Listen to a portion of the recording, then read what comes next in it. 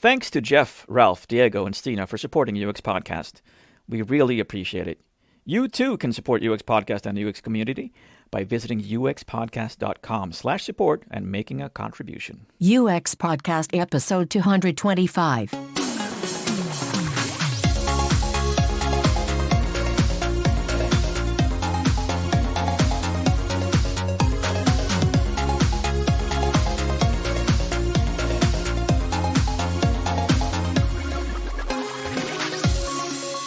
Hello everybody, welcome to UX Podcast, coming to you from Stockholm, Sweden.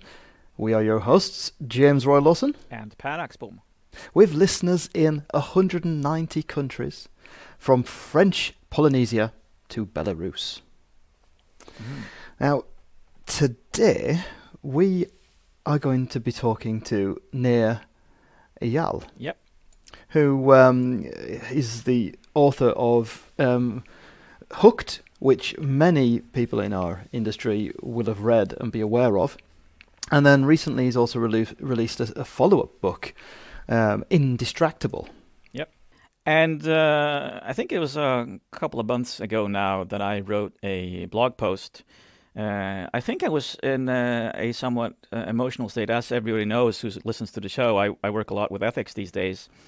And I have issues with the way that a lot of people in the industry actually apply persuasive methods without thinking a lot of the devastating consequences that they sometimes can have. And I got word that Nir Eyal had released Indistractable. And Nir has written the book Hooked with lots of techniques you can use to get people to use your product more often. And it's written to make more money by having more people use your product more often. And Indistractable is written as a book that helps people not get hooked. So stay away from that. So I thought there was a huge piece missing here, and I sort of went on a rant criticizing first the book that teaches people how to create habits, and then you have this book that also helps people not get into habits. But I feel that both books really fail to acknowledge the industry's responsibility in creating these products in the first place. So I feel that there's a huge chunk missing of how to make sure that you follow up on ensuring that people do not get harmed, that there's no negative impact in these techniques that you're using as a designer. And Nir read your blog post. Yes. And got in touch with us and asked if we'd be okay for him to come on the show and talk about some of the things that you raised in your blog post and talk about his books in general. Yeah, it's fantastic that he reached out. And let's listen to Nir. Thank you so much for doing this with us. My pleasure. Thank you. And I just wanted to start off by asking you, and for our listeners, to just give us a brief background on how you came about writing the books, both Hooked and Indestructible. Yeah, so I started out in product design. I started 2 tech companies, and the second of which was in the gaming and advertising space. And this was started in 2007, so back when apps didn't mean Apple apps or iPhone apps, because apps on the iPhone didn't exist. The Apple App Store hadn't launched yet, so apps back then meant Facebook apps. Back when people were throwing sheep at each other, remember those days? It was kind of ridiculous, but poking each other. Yeah, exactly, poking each other. And so I had this front row seat to see many of these companies kind of come and go. Some of them would get millions of users and do really well, and others of them would kind of burn out. And I had this front row seat to see how these companies were built and was really fascinated by the deeper psychology of how they worked. Many of these companies were started by people who took a class with BJ Fogg, who I knew well at Stanford when I was there. And that kind of propelled my interest into the field. And then when my second company was acquired, I had some time on my hands and I was trying to figure out what to do next, what company to start. And so I was trying to figure out how to allocate my human capital and came up with this idea that habits would be increasingly important, that as the interface shrinks, as we go from desktop to laptop to mobile devices to now wearable devices and auditory devices like the Amazon Alexa, that habits become increasingly important. There's just less real estate on a screen to trigger people with an external trigger. And so we have to rely upon habits. And so that's why I started to do a lot of research and spend a lot of time in the Stanford Library and interviewing people in the Valley who were starting companies like Twitter and Instagram and Slack and Snapchat and these various companies, and kind of wanted to dive deep into how they do what they do so that we could democratize these techniques. And so lots of different companies, not just the gaming companies and the social media companies, could use these same techniques to help people engage with healthy habits. Right. I mean, I remember that. I mean, around that time, yeah, it was.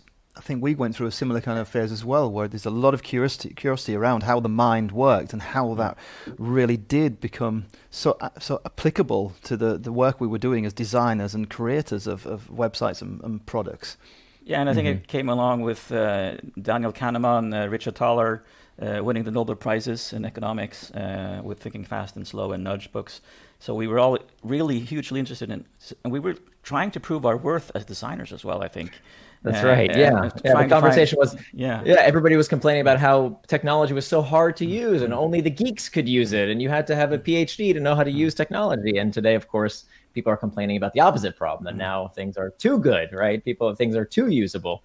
And so that's a big part of why I wrote my second book, Indistractable. Hooked is all about how to build healthy habits, and Indistractable is all about how to break bad habits. And that sort of, when I bought your book, and can't remember when you came out with Hooked, what year it was, but it was a few years ago, and I was really intrigued by it. And I was thinking, so how could I potentially use these things? But then, of course, and the thing that gets to me when I've more and more diverged into ethics is, well, the habits are unconscious. And so you say you use them to create positive habits, and that sounds wonderful. But if they're unconscious, how do you get consent for something like that? Because you could plan for a circumstance to allow a habit to occur. And so this is a big misperception, and I think it deserves clarification. Habits are not addictions. An addiction is a persistent compulsive dependency on a behavior or substance that harms the user. A habit is simply an impulse to do a behavior with little or no conscious thought. The key word there being impulse. It doesn't mean it's mind control. It doesn't mean it's something you can't resist. It means it's an impulse. And 40% of what we do every single day, this is from the work of Wendy Wood, is out of habit.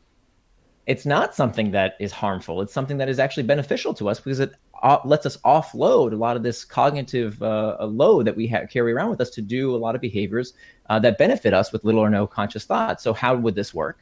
One of the apps that is in the new edition of Hooked. Hooked was published in 2014. The second edition is coming out. It's available now, actually. And one of the products in the book is an app called Fitbod. And Fitbod helps people get hooked to exercising in the gym. So outside of the gym, the app is useless. But when you're in the gym, if you're someone like me who hated working out, and now you go to the gym and you ask yourself, what do I do? Right? That's the internal trigger, the uncertainty of what do I do next? Well, what you do next, if you're habituated, is you have the impulse with little or no conscious thought to open Fitbod, and Fitbod tells you exactly what to do in the gym. An app like Kahoot that gets kids hooked to online or to in-classroom learning. While they're learning, while they're in the classroom, they are habituated, right? So those are the kind of products that I think can use this type of methodology to utilize habits to offload a lot of the cognitive work that goes along with, oh my gosh, what do I have to do in the gym? And I can't remember exactly. And am I doing it right? And it happens in the fitness space, in education, in enterprise software. I mean, you name it, across various industries. The problem, I think, is not that a few companies like Facebook and Twitter, et cetera, are so good at getting us sucked in. The real problem for the UX design community is that most products suck. Nobody's getting addicted to enterprise software, for God's sakes. Nobody's getting addicted to educational software. We want them to be hooked. We want them to be habituated to these products because they themselves want these things. And if they use these products, they would clearly benefit them.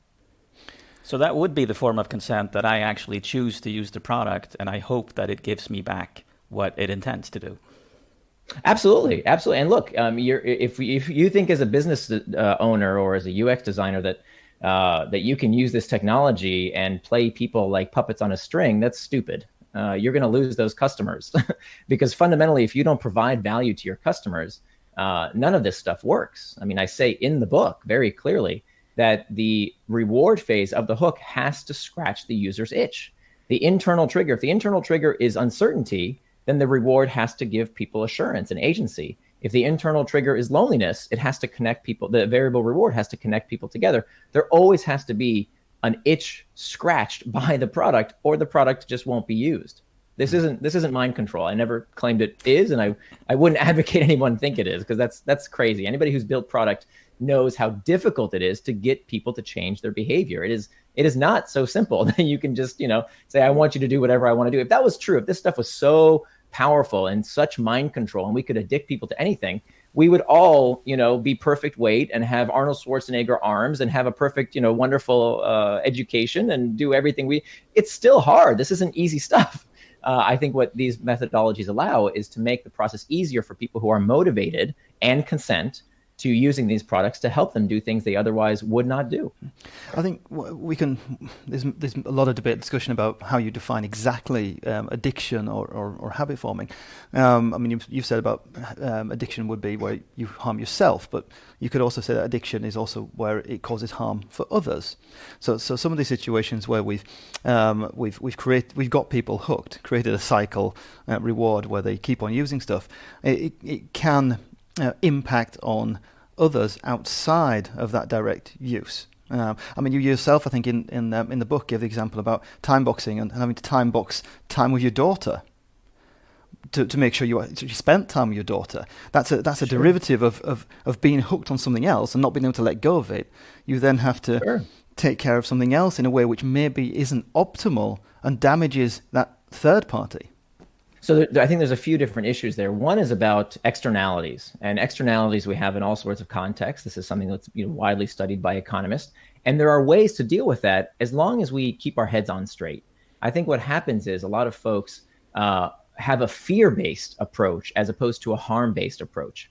We can take care of external harms through some thoughtful action, right? We identify what the harm is exactly to other people and make sure that we restrict that harm. There's various ideas out there how we can do this with pollution, using carbon taxes, for example. That's a classic example of an externality that can be then changed through some kind of market mechanism. We can do all kinds of things to make sure that we stop the negative effects. For example, if you think about how we've been here before when it came to secondhand smoke. I remember in the 1980s, people would smoke. When I grew up, people would come to my house and just smoke in each other's living room. My mom, I remember she was an early adopter. She kind of, she was one of the first people of her friends that said, you can't smoke in my house. And she lost friends because of that. Can you imagine if someone came to your house today and smoked in your living room? That would be ridiculous. You would kick them out. They wouldn't be your friend anymore if they smoked in your living room. Well, back then, if you didn't let someone smoke in your house, you were considered weird. Well, that's what's happening right now. So what human beings have always done is two things. When we face a problem, when we face something that hurts us as a society, we develop what's called a social antibody. We develop ways to either adapt our behaviors and adopt new technologies to fix the last generation of bad technology. So Paul Virilio, the philosopher, said, when you invent the ship, you invent the shipwreck. And of course, we're going to have lots of bad consequences when it comes to technology. Duh. There's never, when you invent the ship, you invent the shipwreck. That doesn't mean you stop sailing ships. When was the last time you heard about a shipwreck? Almost never. Why? Did we stop sailing ships? No, we made ships better and safer. And that's exactly what we're doing today with our technology. So we need to stop this cynicism that makes people say, well, I'm not going to go into tech because they're all shysters and they're all trying to manipulate us, and say, no, we need to go into tech to fix it, to make it better. And so today, what we see happening is that, and what I'm trying to do with Indistractable is to perpetuate new norms so that it's no longer acceptable to use a device in front of your children. It's no longer acceptable to use it inside a meeting with your colleagues. It's no longer acceptable to use it in front of your friends at lunch or dinner. That is exactly what I'm trying to do with Indistractable, is to spread these social antibodies, but we don't want to throw out the baby with the bathwater. We can still keep the best aspects of these tools and these psychological techniques to help us do good things and build healthy habits in our life while doing away with the bad aspects. But this takes time, and this takes information, takes us adopting these new techniques. And that's exactly the point of Indistractable. But again, it's not the techniques, right? Because, in the first edition of Indistractable, there's in fact only one case study in the whole book. The one case study, do you remember what it was? In the very back of the book, the last chapter? No. You read Hooked, right? I didn't read the last chapter. Oh, I ran out of time before our interview. the Bible case study. That's right. Oh, the Bible the case study. Bible. Yeah. The Bible app. Why didn't I profile a video game or social media? I profiled the Bible. Yeah. Because the Bible app uses the exact same techniques. I was kind of doing a little bit something tongue-in-cheek here, showing how persuasive technology did not start with cell phone technology, right? Hooking people to various ideas, whether they are true or not, is a very old practice. Persuasion is a very old practice. But what this particular app is doing in the Bible app is hooking people to engaging with scripture. Now, if you think religion is a good thing and it brings people together, then you think the use of these techniques is wonderful. Now, if you think that religion is a force for divisiveness in the world and separates people based on sectarian grounds, then you think using these psychological principles is terrible in the Bible app. And I wanted to use that example to show people subtly that it's the same way with social media. That is the Bible app good? Yes. Is the Bible app bad? Yes. Is social media good? Yes. Is social media bad? Yes. It depends on who is using it, how much you are using it, what you are doing when you use it, and what you would be doing instead of using it.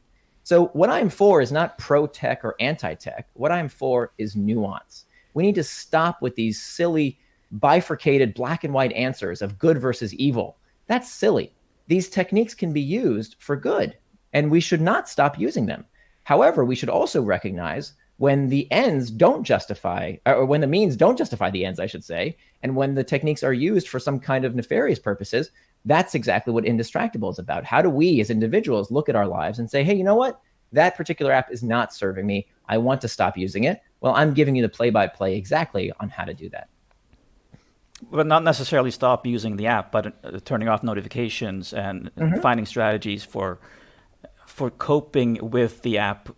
Either though it was more designed to distract you, you're trying to remove those aspects of the app, I guess. Right. No, that's a good point. Yeah, I should say it's not just stop it. If you want to stop it, great. What do I care? You want to stop using Facebook? Screw Facebook. Stop using it. But if you don't want to stop using it, if you want to moderate your use of it, I advocate for that as well. For example, one of the techniques in the book I talk about is about hacking back.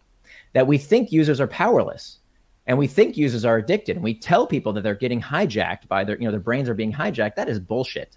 We need to stop telling people that because it makes it true. It's called learned helplessness.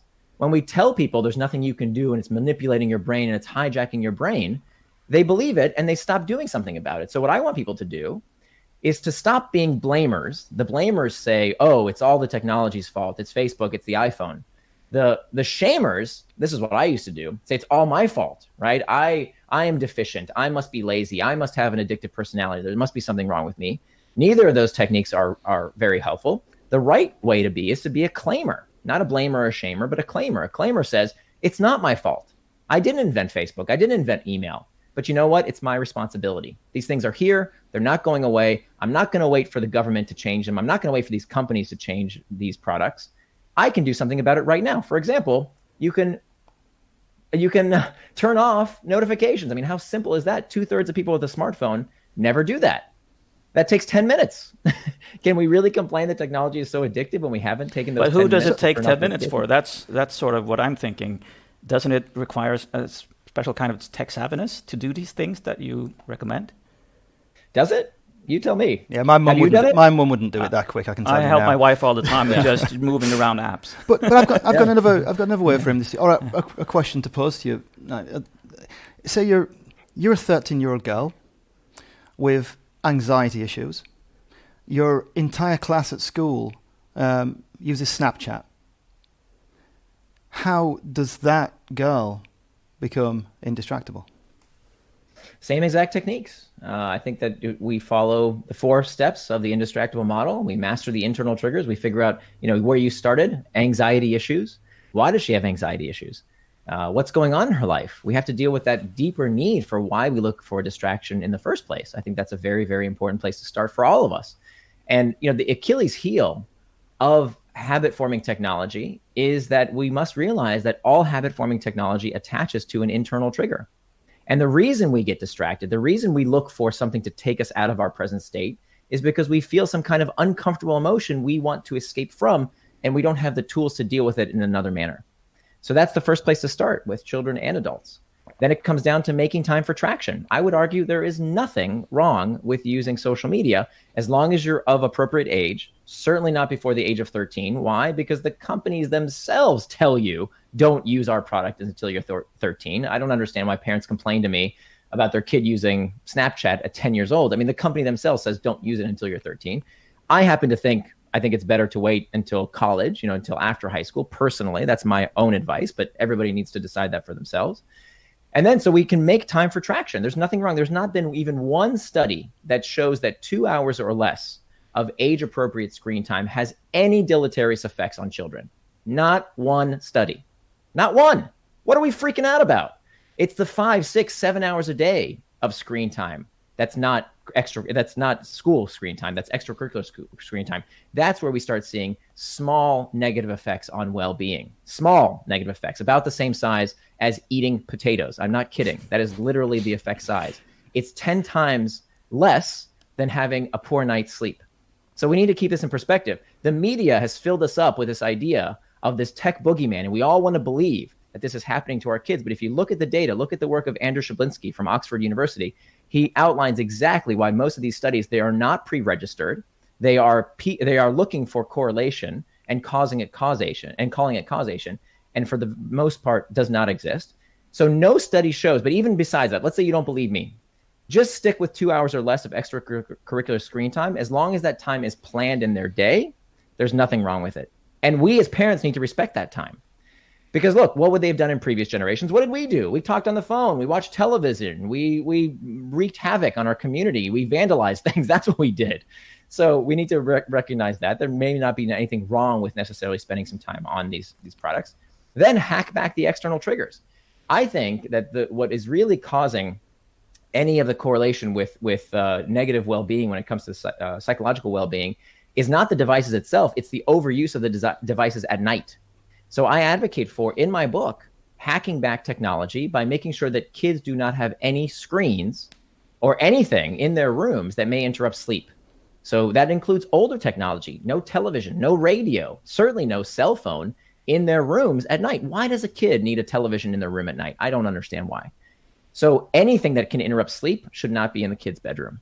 Okay, because sleep is much more important for psychological well-being than any negative effects from using social media. And then finally, the last step to becoming indistractable is to prevent distraction with pacts. So the metaphor here is pools. Swimming pools kill thousands of children. Thousands of children drown in swimming pools. But does that mean we should not let children swim in swimming pools? No, it means we should teach kids how to swim. And so one of the best tests to know if a child is ready for a technology is, do they know how to turn it off? So maybe if a child can't put their phone away when they come to the dinner table, maybe they're not ready for that technology. If they don't know how to use Do Not Disturb on the phone, that comes built in for free, if they don't know how to turn it off when they're doing their homework, guess what? They're not ready for the technology. And I don't give a shit if all their friends are using it. We pay the bill as parents. And so it doesn't matter if your kid wants to go jump in the pool. If they're not ready for it, if they don't know how to swim, you don't let them swim. You'd be crazy as a parent to let them do that. And the same thing goes for our technology. For some reason, people think that the iPad is an iNanny. And I don't understand that logic. Any form of media, whether it's a book, I'm not going to let my child walk into a library and just read any book. That's crazy. There are lots of books she is not ready for as a child, right? And I wouldn't let her watch just any television channel. There's lots of things on TV she's not ready for. And there's lots of things on the internet she's not ready for. So if you're going to give your kid a form of media, it has to be age appropriate. And we have to make sure that they have some basics around how to use it without having some of the deleterious effects. Now, what I don't think is helpful is what a lot of tech critics do. They scare the crap out of their kids, and they're creating these technophobic kids who think that the computer is infecting their brain. And meanwhile, we want our children to be tech literate so they can have some of the jobs of the future, right? We know the jobs of the future are going to require tech literate children. So we don't want to scare them. We want them to understand the cost of using technology is not that it's melting your brain. It's that you are spending time doing one thing at the cost of something else. Time away from your friends, time away from playing outside, time away from playing with mommy and daddy. That's the price of using too much tech. And you know what? Kids from a very, very young age understand that. Mm. So there's this saying that kids don't do what you say, but they do what you do. So they, of course, look at you as parents and see what you do And that's the behavior they copy. So I think there's a risk there as well. And I think that's what you're addressing in Indistractable, is that, yes, we are in fact using the technology in many wrong ways, because you have so many tips for turning off notifications, for managing email, for managing meetings, for managing chat groups. So obviously there is something going on there that has to be managed. Absolutely. I couldn't say it better myself. Kids are hypocrisy detection devices. You cannot tell your kid, stop playing Fortnite while you're checking email on your phone. You can't do that. Okay. So the best thing you can do is to become indistractable yourself, set a good example, and teach these very same techniques to your kids and to your grandma or to whoever else might be struggling with using technology in a way that's distracting. And I think, though, we're very privileged. I can say this, that we're quite self-aware. We're tech savvy. We work in the industry. We're aware of the techniques in Hooked to that we can deploy in our products and things. But there's 8 billion people in the world, and we are in a special group that are privileged. Isn't it our responsibility then to reduce the number of external triggers to protect these vulnerable groups? Because a lot of people, I'm going to go out and say the majority of people, are not going to be capable of following advice or things that you suggest in Indistractable. I think that's very paternalistic. This is exactly what people said in the United States when they wanted to prohibit alcohol. They said, yes, we can hold our booze, but you see the lay people, they're not smart enough to hold their liquor. So let's do prohibition. Let's ban alcohol because they're not smart enough to be able to drink responsibly. I don't think that's a good way of looking at things. This techno-prohibitionism reeks of elitism. These products are great, right? Even the things we keep vilifying, like Facebook, like Instagram, like Snapchat, we're above them. But for many people, it's their connection to other individuals. You know how many people I speak with who are in the middle of rural America, 100 miles from any living soul, and their choice of what to do in the evening is to watch Fox News or to interact with other people on Facebook. I would much rather have people interacting with each other. And it's not just about conspiracy theories. People do a lot of great stuff through social media as well. And so we need to stop vilifying it and balance out all the good stuff that these people are doing as well when they're using these products as well. And then in terms of, are they capable? I think they are certainly capable. And again, the solution is not to stop using these techniques. External triggers are wonderful. Remember, external triggers can either lead us towards traction or distraction. If an external trigger prompts you with a notification that says, hey, it's time for that meeting, it's time to go work out, it's time for the lunch with your friend, whatever it might be, that's wonderful. Right? It's time to check your blood sugar. It's time to take this online class, whatever it might be. The external triggers are wonderful if they lead you towards traction rather than distraction. So it's not the technique itself. It's how it is applied, right? It's to what ends it is used. And I think it's not a very difficult lesson. This isn't rocket science to ask yourself this fundamental question. Is the external trigger serving you, or are you serving it?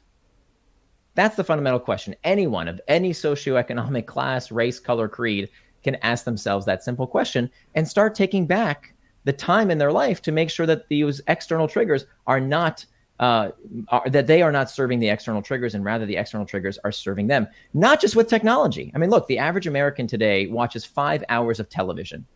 Where's the conversation about how manipulative and coercive television is? Right? We don't have that conversation. Why? Because it's an old, boring technology that's not exciting anymore. That's why. But that is a much bigger problem. Way more people are, quote unquote, addicted to television, to Fox News, than they are to Facebook. Way more people. And so we don't talk about that because it's boring. We only blame the new scary technology because we haven't adapted and adopted yet. And so I am much more optimistic about our ability to adapt and adopt around interactive technology. And it's our job as UX designers. We need to preach the gospel of how we should use persuasive technology more, not less, in order to fix the bad aspects of the last generation of technology. I'm going to let that be a perfect ending to our interview. Thank you. Right. Thanks very much. Thank you so much. Yeah. See you. Bye-bye. Bye. Oh, there's so many things to talk about and think about and contemplate. I think one overreaching aspect of my, or one way of describing how I feel after this interview is, I think a lot of the analogies that Nir uses make me feel a little bit uncomfortable, because I think they simplify the situation we find ourselves in, oversimplify, and perhaps even trivialize the situation we currently find ourselves in. If I just take the ships and shipwrecks analogy as an example there, Right. Nir said, we don't stop sailing ships around because of shipwrecks. But when it boils down to it, we've had shipping is one of the industries that's been regulated longer than almost anything else. We've got laws going back. You can trace laws back 1,000 years, and there's lots of international agreements and arrangements about how you can make shipping safer, to reduce the number of shipwrecks, reduce the number of problems, to improve the working conditions and minimise the danger sailors find themselves in, or even passengers find themselves in when using ships. I mean, it's in many countries, if not most countries, it's not legal to set sail from a port unless your ship is seaworthy. And there's very specific things that say what makes something seaworthy. We have governance to make shipping safe. Where is our governance to make the tech safe? Exactly. I think you're touching upon what essentially made me write that article in the beginning. Is it this disconnect between who is responsible for what? Can we build anything?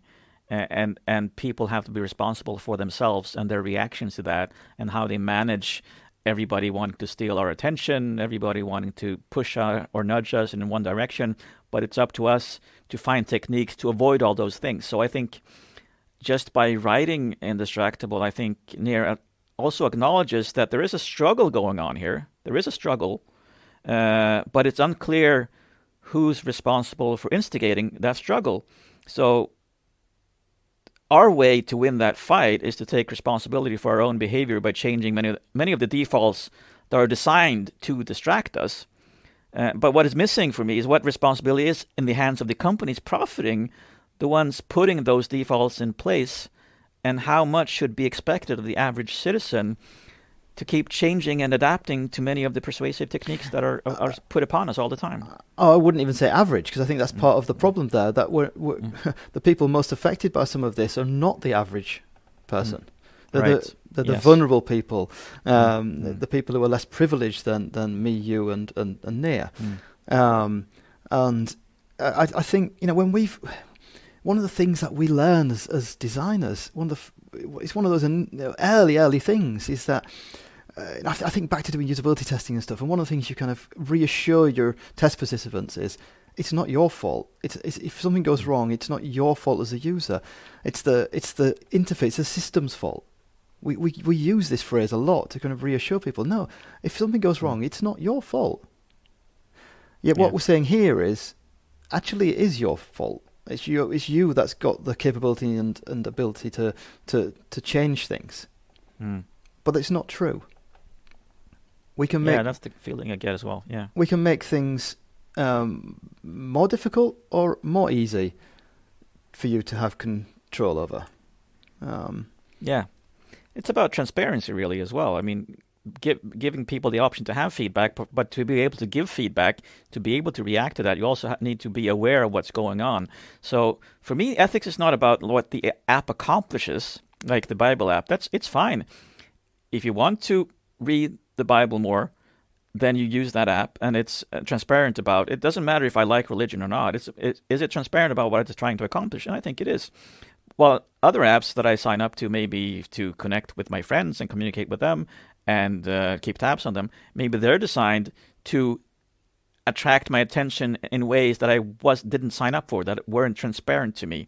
Or if I sign up for a news app that's attracting me with these techniques to spend more time with it, and essentially then taking time away from something else. And that's not transparent to me unless I stand back and reflect on it. But not everybody has that ability to stand back and reflect on it. And it's also it's a matter of an alignment One thing is transparency, but I mean, if you look at Facebook, for example, that when I sign up for Facebook, I don't sign up for Facebook to consume advertising, whereas Facebook, it exists through selling advertising.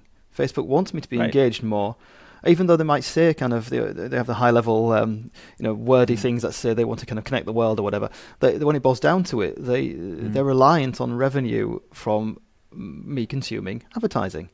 And I agree with Nir. I mean, there are tons and tons of benefits with Facebook, and that's often what makes these tools so dangerous. When I say dangerous, is that since you're not aware of the being hooked on them part of the experience, and it also makes it more difficult to just say, I'm going to leave this app, because it does create a lot of benefits for me. So how do I make sure that the harm or the how it steals my attention, how do I make sure that it doesn't do that? And that is, to be fair, what Indistractable is about. But my concern is that we don't all have the acumen to follow that advice, and that is where someone has to step in and help those that don't. Yeah, and also we're talking about maybe you could say first order and second order levels of being hooked. It's like Facebook initially, using Facebook again as an example, initially they're using techniques to get you maybe hooked on using Facebook, but then over time, Facebook has become woven into the fabric of our social interactions and networks. So backing off of Facebook from me wouldn't be a matter of just disabling notifications. If stop quitting Facebook would mean I would impact my relationship to other individuals. It's not just about me. It's about my relationships at large, because it's grown into that over time. It started off as a product, as an app, and it's grown into something bigger. Right. And I think a lot of people also miss that there are solutions out there, digital services, that a lot of people benefit from at the exact same time as other people are harmed by them, which means that it's not enough to say that you build a service that harms people and people will stop using it. Well, no, because there's still a good chunk of people that are profitable that love it. And then there are those people that are harmed by it. And I like to use the electric scooter example. So a lot of cities around the world now have electric scooters that you can hire or rent on the street. And people leave them all over the place. And of course, cities also have people who are, for example, visually impaired, who are in wheelchairs. And those people are not the users of this technology, but their lives have been significantly impacted because they now have to navigate around these scooters in a way that they didn't have to 5 years ago. So 5 years ago, or maybe even for 20 years, they've had a route that they always use. But now that route cannot be used anymore because there are always these random obstacles that pop up. But these people are invisible because they're not users of the e-scooters, and they're people who use the e-scooters are not thinking about these people either. So it's not transparent. The harm that is happening here is not transparent to anyone. Or it's actually considered to be collateral damage. That exactly. There's not Edge enough. Case. Yeah, there's not enough people affected, impacted. So the ones that are impacted, they're too few to care about. And that's an age-old question in these kind of ethical things. It's like how much damage is okay. Exactly. I think that's probably the gist of the problem is how can markets make sure that these people don't get hurt, and if they can't, do we need regulation? Yeah, but I mean, all this said, I think everyone listening should read both of Nir's books. Yeah, I think Hooked is really useful to make you aware of some of the techniques you can use, and also is a starting point to help you reflect on how just because you can do something doesn't necessarily mean you should. And I think a similar thing with Indistractable. It's some great tips in there, and with if you put an American lens on and think about the target audience of the book, then I think there's some very useful practical things that people could do. Not completely convinced all of it is applicable to maybe all of Europe or the world, but So very good stuff. I was actually going to say, I mean, for a person like me and my lifestyle as a consultant and freelancer and traveling, that some of the advice there I'm probably going to follow. And my concern, of course, then always is that there's a segment of people who these tips and advice don't always work for, and we're not thinking about them enough. There's always this piece missing, and I think it's that piece I'm trying to get at all the time. Oblivious design is what we've talked about before. That's what we've called it, and I think it's quite evident here as well. Please follow us or subscribe to the show if you don't already. Our entire collection of episodes is available on Spotify and on our website, so it would take you 5.5 days non-stop to listen to them all. You've all got something to do over Christmas then. And if 5.5 days is a little too much, then a suggestion of just one episode to listen to next is episode 164, Engaging with Compassion, with Eric Meyer. Remember to keep moving. See you on the other side.